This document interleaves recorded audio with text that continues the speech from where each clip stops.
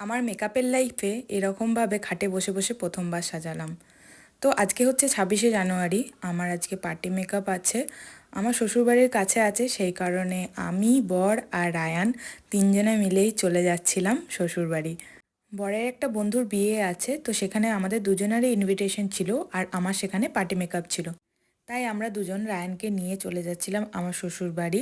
আজকে রাতে বিয়ে বাড়িটা অ্যাটেন্ড করে পরের দিন সকালে আমরা আবার ফিরে আসবো, সে কারণে আমরা দুপুর দুপুর করে খাওয়া দাওয়া করেই বাড়ি থেকে বেরিয়ে গিয়েছিলাম। আর যেহেতু রায়ান প্রথমবার ওর নিজের বাড়ি যাচ্ছে, সেই কারণে মা ওর জন্য বরণডালা রেডি করে রেখেছিল। তো বাড়িতে ঢোকা মাত্রই রায়ানকে বরণ করে নিল মা, একটু ধান দুব্য দিয়ে আশীর্বাদ করে ওকে বাড়িতে তুললো। রায়ান যেহেতু ওর বাড়িতে প্রথমবার এসেছে, সেই কারণেই ওকে বরণ করে ওর ঠাকুমা বাড়িতে তুললো। আমার শ্বশুরবাড়ি থেকে একদম কাছেই ছিল বিয়েবাড়িটা, সেই কারণে আমরা বাড়িতে ঢুকে কিছুক্ষণ রেস্ট করে নিলাম, কারণ তখনও টাইম হয়নি যাওয়ার। আর রায়ানকে অতক্ষণ রেখে যাওয়াটাও একটু চাপের ব্যাপার ছিল, সেই কারণে আমরা একটু রেস্ট করে তারপরে বেরোলাম বাড়ি থেকে।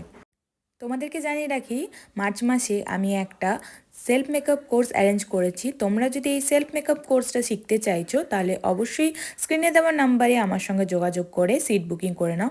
একদম নমিনাল ফি দিয়ে তোমরা এই ক্লাসটা করতে পারবে। তো তারপরে আমি চলে গিয়েছিলাম যেখানে পার্টি মেকআপ আছে তাদের বাড়ি।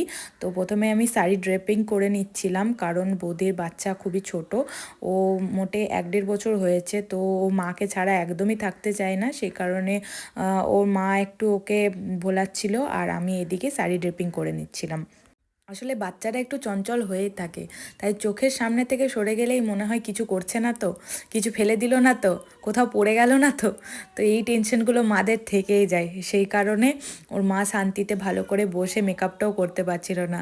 তাই ও বাচ্চাকে কোলে নিয়েই আমি মেকআপ করে দিচ্ছিলাম খাটে বসে বসেই। এই ডেটে আমার অনেকগুলোই বুকিং এসছে। তোমরা যারা আগের থেকে চাইছো যে আমার কাছে সাজতে, তারা প্লিজ একটু আগের থেকে আমার সাথে কন্ট্যাক্ট করে নাও, কারণ লাস্ট মুমেন্টে বললে পরে আমার পক্ষে পসিবল হয়ে ওঠে না তোমাদেরকে গিয়ে সাজানোর।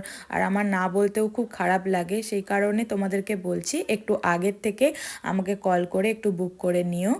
আমি যখন ওর মাকে বিউটি ব্লেন্ডার দিয়ে মেকআপটা ব্লেন্ড করছিলাম, তখন ও নিজের মুখে সেটা করে দেখাচ্ছিল আর আমরা দুজন মিলে খুব হাসছিলাম। তো তারপরে এই বৌদিকে কমপ্লিট করে দিয়েছিলাম। তোমরা লুকটা দেখে নাও কেমন লাগছে, অবশ্যই কমেন্টে জানাবে যে বৌদির লুকটা কেমন হয়েছে।